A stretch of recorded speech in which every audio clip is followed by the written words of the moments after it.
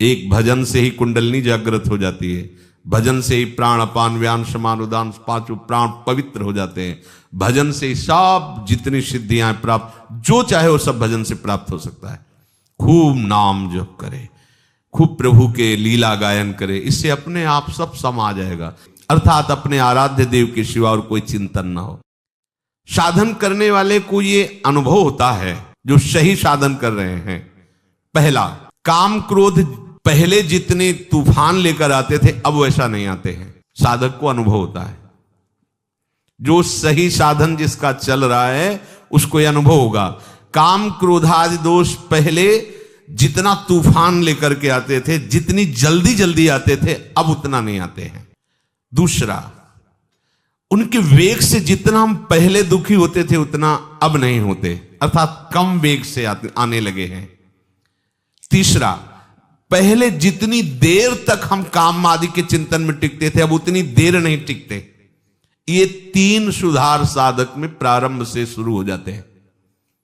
देख लो अपने हृदय में, ये तीन सुधार प्रारंभ हो जाते हैं जिसका सही साधन चल रहा है। पहला, काम क्रोधादि दोष पहले जितनी जल्दी आते थे, जितना तूफान लेकर के आते थे, अब उतना नहीं आते। दूसरा, जितना व्यथित करता था वेग, हमें परेशान दुखी करता था, आता है पर उतना नहीं दुखी होते, वेग सहने लगे हैं। तीसरा, बहुत देर तक बहुत समय नष्ट होता था, इनमें लड़ाई होती थी, अंदर से चिंतन होता था, व्याकुलता होती थी, अब उतना नहीं, गया आया विवेक से नष्ट कर दिया। उपासक में अगर ये तीन बातें आने लगी हैं तो ये मिट जाएंगे, धैर्य रखिए। अगर ये तीन बातें आपके अंदर आ रही हैं, आपको दिखाई दे रहा सुधार है, तो अब इसका आखिरी कनेक्शन है मैं शरीर हूं या शरीर मेरा है, काट दो, ये सब खत्म हो जाएगा। पर पहले ही आएगा, क्योंकि साधना प्रारंभ शरीर को लेकर के ही होती है, और इनकी बिल्कुल भी स्फुरना ना रहे, इनसे संबंध रखना नहीं है, तभी इनकी स्फुरना बंद होगी। मन बुद्धि में तदात्म, शरीर में तदात्म, फिर आप इनको जीत लें, ऐसी सामर्थ्य आप में नहीं है। जैसे जैसे भजन मार्ग में आगे बढ़ते हैं वैसे वैसे कम होते जाते हैं। जहां एक काम आदि विकार कम होने लगे तब साधक को परमात्म शक्ति का और अनुभव होता है। उसी शक्ति से, विवेक शक्ति से शरीर संबंध को ही हटा देता है। भाई कोई शरीर थोड़ी है जो मांग हो रही है अंतःकरण और शरीर की है, नहीं, इसको धर्म में लगाना है, प्रभु में लगाना है, नहीं नहीं, शरीर राग मिटा, विकारों की कोई गुंजाइश ही नहीं है, तभी वो रास विलास का अनुभव करता है। पांचों भूले देह शुद्धि, तब छठी भावना रास की। पहले तो ये प्रपंच हटे ना, राग हटे ना भोगों का। कभी कभी साधक को ऐसा प्रतीत होता है कि काम क्रोध का वेग पहले से भी अधिक आ रहा है। इसका दो कारण हो सकता है। पहला है कि आपको साधन करते हुए कोई भारी कुसंग हो गया। देख लीजिए, साधन करते हुए आप में कोई कुसंग जागृत हो गया, किसी ऐसे दृश्य को देख लिया, ऐसा संभाषण कर लिया या कुछ ऐसा, तो आपको लगेगा कि पहले से भी भयंकर विकार आ गया, कुसंग। अगर ऐसा नहीं हो, आपका साधन ठीक चल रहा है और फिर आपके अंदर ये बात आई है, तो कह रहे हैं कि जब भोगासक्ति मिटती है तो साधक की बुद्धि पवित्र होती है। पवित्र बुद्धि में थोड़ा भी स्फुरण पहाड़ जैसा नजर आता है, थोड़ा भी दोष उसे बर्दाश्त नहीं होता। अपवित्र बुद्धि में पहाड़ जैसा दोष भी तिनके के भी समान नहीं लगता, पवित्र बुद्धि में तिनके के जैसा दोष पहाड़ जैसा लगने लगता है। वो साधक हाय हाय करने लगता है कि पहले इतना गंदा नहीं था जितना आप गंदा विचार आता है। ये उसकी बुद्धि की पवित्रता है। दो बात ध्यान रखना है। पहले तो तुरंत हमें देखना है अपनी दिनचर्या में कि कोई दृश्य का कुसंग, शब्दों का कुसंग, व्यक्ति का कुसंग, भोजन का कुसंग तो नहीं हो गया जो हमारे अंदर इतनी विकार की वृत्ति आ गई। अगर आप निर्णय कर लिए कि नहीं ऐसा नहीं है, तो फिर आप निश्चिंत हो जाओ, ये आपकी बुद्धि की पवित्रता है जो आपके थोड़े से भी दोष को पहाड़ जैसा दर्शन करा रही है। अंतःकरण जैसे जैसे शुद्ध होता है तो साधक को थोड़ा सा भी विकार सहन करने की वो असहनशील हो जाता है। ऐसी बात कैसे आ गई मेरे हृदय में? ये पवित्रता का लक्षण है। ऐसा कैसे हो गया? मेरा मन कैसे राजी हो गया? नहीं, हाय हाय मच जाता है, ऐसा कैसे हो गया? तो उसको लगता है कि बहुत हमारी बुरी दशा है, यद्यपि उसकी बहुत पवित्र दशा है। अंतःकरण इतना निर्मल हो रहा है कि वो छोटी सी स्फुरणा को भी बर्दाश्त नहीं कर पा रहा है। यत चेत शाम, जब तक साधक शरीर और इंद्रियों से सुख भोगने के लिए लालायित रहता है, साधक की बात कह रहे हैं, संसारी तो रहता ही है, तब तक उसका असत संबंध सर्वथा नष्ट नहीं होता, इसलिए उसका मन उसके वश में नहीं रहता। और जब साधक भगवत रस प्राप्त करने का लोलुप हो जाता है तो उसे शरीर और भोगों से संबंध मिटाना ही होता है, या स्वाभाविक मिटने लगता है, तब उसका मन निर्मल हो जाता है। मन में फिर काम क्रोध की स्फुरणा ही नहीं होती, मन स्वतः वश में हो जाता है। इसलिए भगवान कहते यत चेत शाम, अभी तो ब्रह्म निर्वाणम वर्तते विदितात्मनाम। उस साधक को भगवान विदितात्म नाम कहते हैं, जो जानना चाहिए वो जान जाता है, जिसके जानने के बाद कुछ भी जानना बाकी नहीं रहता। जो प्रभु को जान जाता है वो सब कुछ जान जाता है, क्योंकि प्रभु ही सब कुछ बने हुए हैं। प्रभु को जान गया तो सब कुछ जान गया उसे, और कुछ जाना कि ये जानना है वो जानना, अब बाकी नहीं रहेगा। प्रभु को प्राप्त कर लिया तो कुछ प्राप्त करना बाकी नहीं रहता। शरीर के रहते हुए वो ब्रह्म स्वरूप भगवत स्वरूप हो जाता है। यदि ऐसा नहीं हुआ तो शरीर छूटते छूटते उसे बोध हो जाएगा भगवान की तरफ से, क्योंकि जीवन भर वो बहुत लगन से साधना की है, पर वस्तु की बोध वृत्ति नहीं आई तो भगवान कृपा करके अंतिम समय तक दे देते हैं। उसकी स्थिति में कोई अंतर नहीं पड़ता, वो जीते जी या शरीर छूटने के बाद दोनों एक ही गति को प्राप्त होते हैं। पर पहला है जीते जी भगवत साक्षात्कार हो जाए। बाहर के किसी भी पदार्थ का जो अंदर चिंतन नहीं करता, ध्यान दीजिए, बहुत बढ़िया बात है। हम अधिकतर बाहर के ही चिंतन में अपना समय नष्ट कर देते हैं। मंत्र चल रहा है पर चिंतन सब बाहरी हो रहा है, प्रकृति का, किसी वस्तु का, किसी व्यक्ति का, किसी स्थान का। आप देख लीजिए, हमें उपाय करना है बाहर के चिंतन को छोड़ करके अपने आराध्य देव के चिंतन में, बाहर के पदार्थों का, व्यक्तियों का, व्यवहार का चिंतन छोड़ करके। अब इस पे ध्यान दीजिए कि आप जब भगवत चिंतन कर रहे हैं उस समय आपका चिंतन क्या होता है। देखिए, कोई बाहरी व्यक्ति होगा, कोई वस्तु होगा, कोई स्थान होगा, अभी ठीक चिंतन नहीं है। बाहर का चिंतन बाहर छोड़कर अपने आराध्य देव की चिंतन, ये तभी हो सकता है जब हमारा कोई संबंध नहीं, कहीं भी हमारा किसी भी व्यक्ति से, अच्छा आप ऐसा, अच्छा अमुक वस्तु, वो हमारे चिंतन में आ गई। अब हमें भगवत प्राप्ति करनी है तो बाहर के व्यक्ति, वस्तु, स्थान का चिंतन बाहर ही छोड़कर अपने आराध्य देव का चिंतन करना है। उपासक को अपना सेवा धर्म है, इसलिए इसकी विशेष आवश्यकता नहीं उठते बैठते चलते फिरते नासिकाग्र दृष्टि रखनी चाहिए। यह शास्त्रों का स्पष्ट आदेश है, बहुत सी जगह यह आदेश दिया गया है, संतों ने भी ऐसा आदेश किया है। साधक को ऐसे देखने का नहीं है, संभाषण भी ऐसे, चलना भी ऐसे, किसी के नेत्रों में नेत्र मिलाने का आदेश कहीं शास्त्र साधक को नहीं देता है। नासिकाग्र दृष्टि रखे,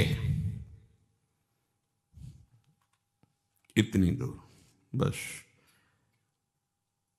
आंख खुली हुई है, जब यहां आप एकाग्रता करोगे तो यहां शुरू हो जाएगा मंत्र।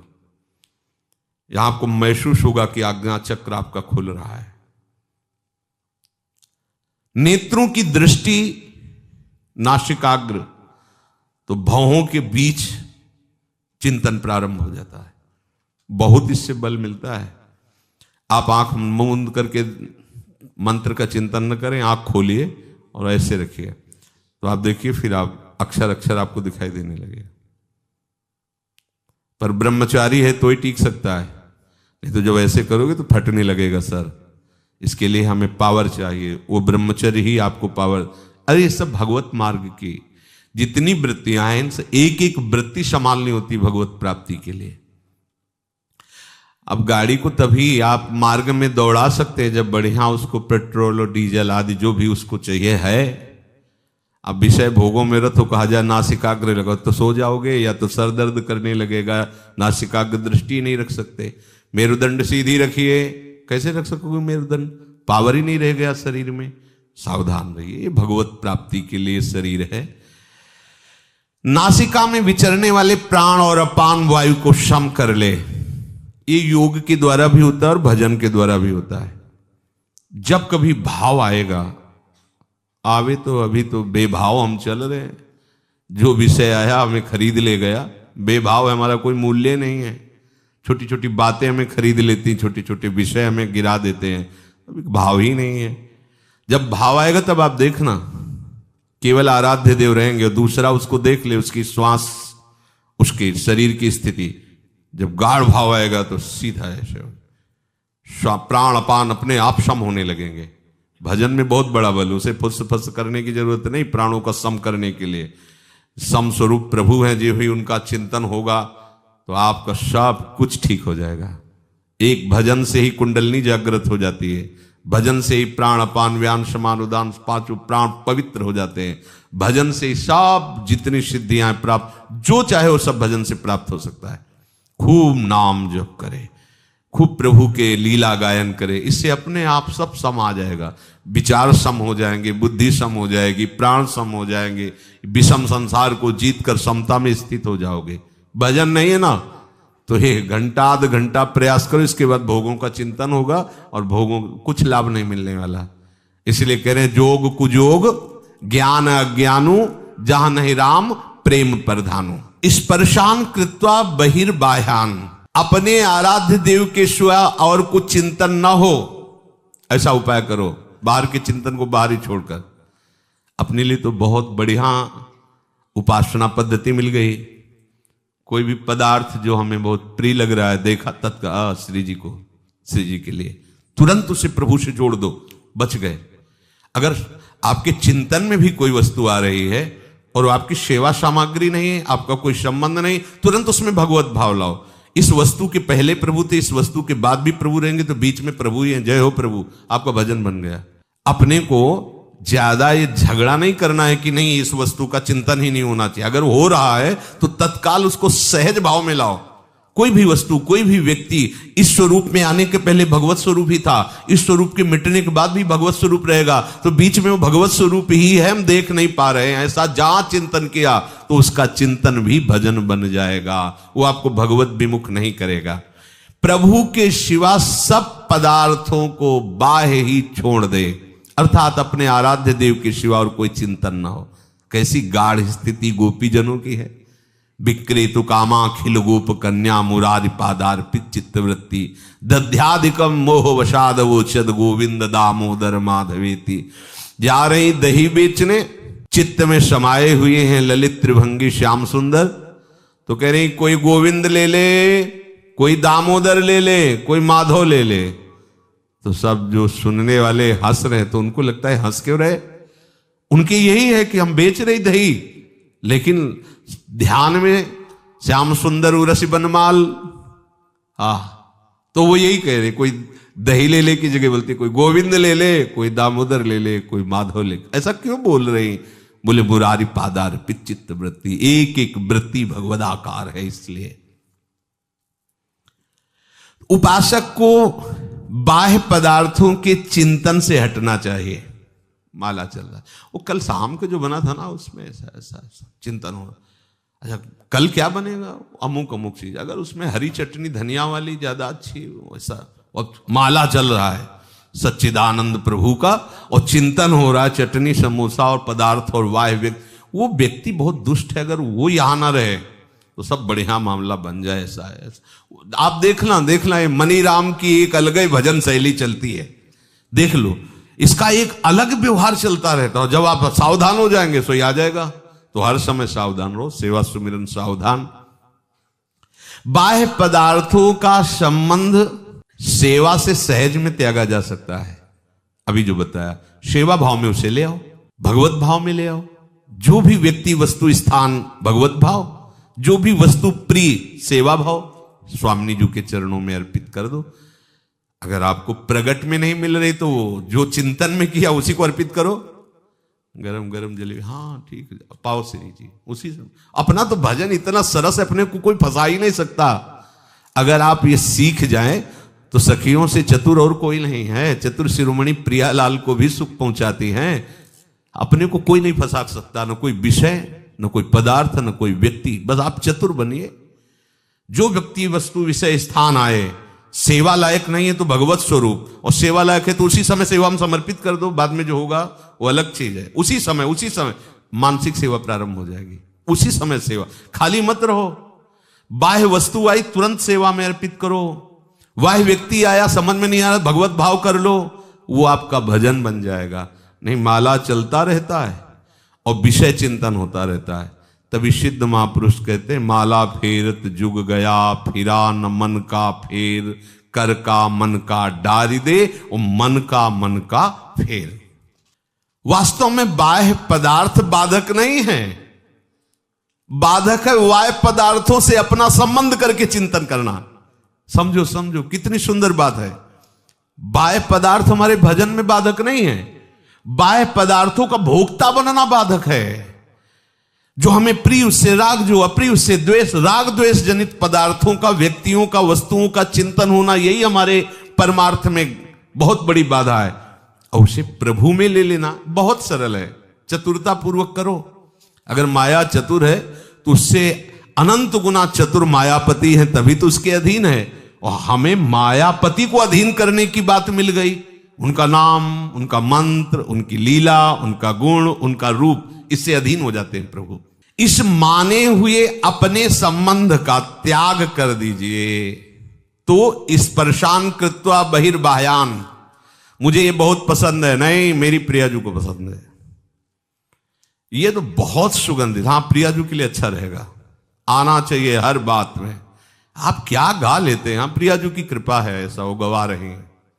आप क्या बजा लेते हैं? प्रियाजू की कृपा है, वो बजा रहे हैं, बजवा रहे हैं उन्हीं के कहीं आप ना हो। ये अभी सब सुधर जाए, पर जब कोई गड़बड़ी की बात हुई तो बोले प्रभु की ऐसी इच्छा थी। और जब प्रशंसा की बात हुई तो पता है 5 साल से हम अभ्यास कर रहे हैं तबले का, तब जाके धुनी निकाल पाए हैं। और गलती का अभ्यास अनंत जन्मों से कर रहे तो प्रियाजू करवा रहे। ये चतुरता ठीक नहीं है। आप अगर ऐसे चतुर बनो जो हर वृत्ति को भजन बना लो, तो अभी आनंद की अनुभूति। और सच्ची मानो, चाहे जितना बड़ा कोई किसी भी विषय में प्रवीण हो, वो प्रभु की ही कृपा से हुआ है। और अगर चूक कर दे, प्रभु के सिवा अपने अहंकार में आ जाए, वो सब मिथ्या हो जाता है, सब व्यर्थ हो जाता है, किसी काम का नहीं रहता। और प्रभु अगर हमारी इतने से प्रसन्न हो गए तो हमें वो प्राप्त हो गया जो प्राप्त होना चाहिए। प्रभु को कृपा करे तो इतने में ही लगन लग जाए, ताली बजाते हुए राधा राधा, आंसू आने लगे, सामने प्रियाजू के दर्शन होने लगे, रोम रोम पुलकित हो गया, बात बन गई। नहीं बहुत संगीत है, मन रजोगुणी हो गया, विषयों का चिंतन करने लगा, अल्लू गया सब। वो संगीत किस काम का आया जो हमें नरकगामी बना दे? वो राग ध्वनि किस काम की है जो हमें संसार में आसक्त कर दे? वो भोग किस काम का जो हमें प्रिया प्रीतम का विस्मरण करा दे? उपासक को चतुरता पूर्वक उपासना की सिद्धि के लिए हर वस्तु, व्यक्ति, क्रिया को भगवत स्वरूप बनाना है, भगवत अर्पण करना है।